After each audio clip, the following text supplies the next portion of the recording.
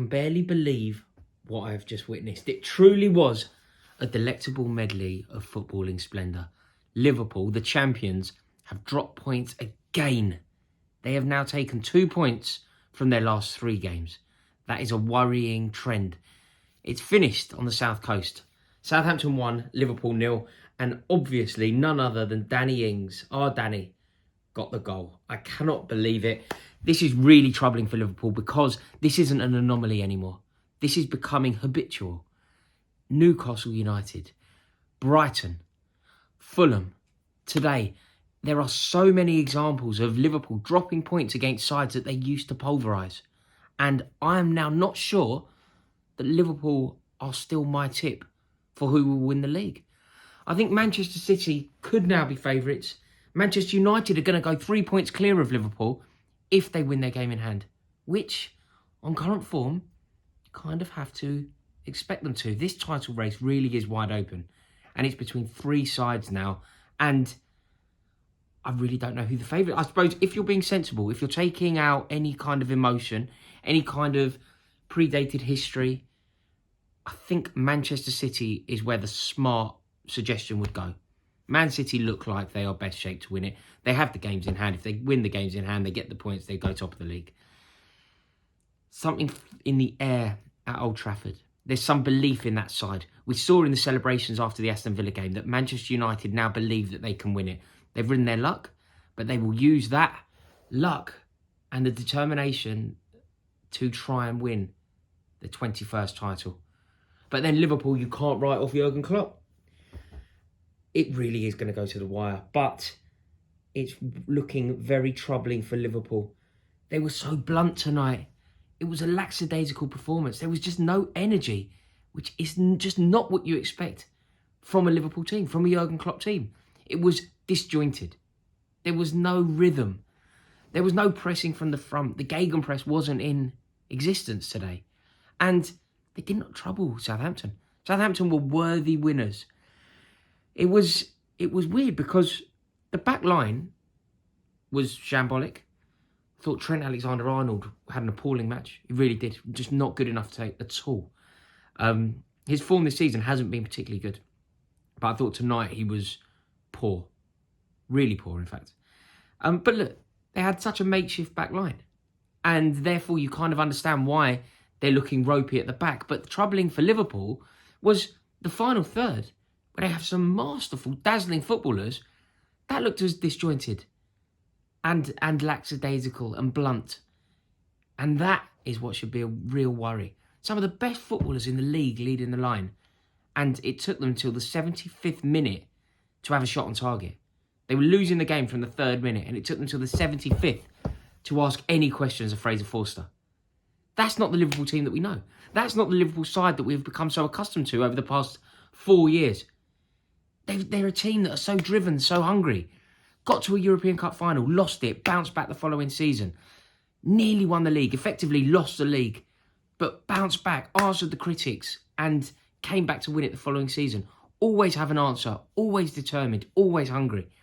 And today, and Newcastle the other day, it just wasn't it. It's weird to think that this is the Liverpool team that scored 7 goals against Crystal Palace. It's weird to think that this is the Liverpool team that blitzkrieged. They absolutely launched a blitzkrieg on Tottenham Hotspur. They got lucky in the end, but the first 20 minutes was all Liverpool. Open warfare. And I'm just surprised. I'm really surprised. I think Klopp will demand so much from his team. And we will see a response from this. Because they were outgunned today. And Southampton should be very proud. I mean, Hassan Hutel at the end there was in tears. A word on him, by the way. This is a very interesting point. Bit of context. Ralph Hasenhüttl, about a year ago, his team were beaten 9-0. His team then lost the following fixture. His team then lost the following fixture. And he was not sacked. The board displayed a loyalty and a perseverance because they believed in him and they knew he was the right man to lead Southampton up the table. He was a perfect fit for the club. I'll leave that there. But I'm sure you know what I'm saying. But he has done a remarkable job there, Hasenhüttl. I mean, we have to talk about him, but the night belonged to Mr. Danny Ings against his former club, a club that he has such an affinity for. There was no celebration. There was a cheeky wry smile, but there was no celebration. He is one of the most natural finishers that the Premier League's ever seen. Danny Ings is a phenomenal talent. And if he could have kept his fitness at Liverpool, it could have been a very different story. He is pinging goals in for Southampton. He scored 50 Premier League goals now in just over 100 games, really. I think 120 games. He is an electrifying natural goal scorer. And the movement for the goal today was elite. He's an elite level player when he's on form. James Ward-Prowse deserves a mention. One of the best box-to-box midfielders in the league. One of the best dead ball specialists in the league. I think he scored more free kicks directly than the rest of the league combined. That was certainly the case a couple of weeks ago. Really good player. James Ward-Prowse I rate so highly. I think he can contribute for England going into a tournament. And I think Danny Ings will be in and about it. But the goal was really clever because it was something they'd worked out at the training ground. Clearly, it was all shaped up as if they were going to go for the far post. Ward-Prowse whipping in a free kick as if they're going to launch it to the far post. They took it to the near post. Danny Ings, clever finish, left foot, lobbed the keeper. Beautiful, absolutely beautiful, masterful. And when you see moments like that, you realise that he is an elite level player. But Hassan Hootel deserves a lot of the credit as well. An amazing performance from him. And you could see how much it meant to him. Crying. He was so emotional with that performance. It means so much to him. But this Liverpool team, they need answers. It got to the stage where at one point in the game, they had Milner, Henderson, Fabinho and Robertson as their centre-halves. That is the 3 of the 4 players that played central midfield when Liverpool last won the Champions League. They need reinforcements. I don't know if it's an Upamecano signing, but something has to give because this midfield that is currently having to play as a defence, not only is Henderson, who I rate so highly, by the way, but Jordan Henderson is a player who can deputise at the back, but he's not a great centre-half, as we saw this evening. Not a great centre-half, but what you're losing from him in midfield, he is a great midfielder, and he dictates the tempo of that Liverpool team, and he ensures that all of his players are playing to their full potential. He doesn't allow their players to take the foot off the gas. He doesn't allow the players in front of him to not make runs, to not gegenpress, to not go for it. And it's kind of a double-edged sword because what you lose from him, the brilliance that he offers in the middle, you lose that and then you get a fairly average centre-half. So something has to give for this Liverpool team because if they're not careful, their grip on the Premier League is going to slip.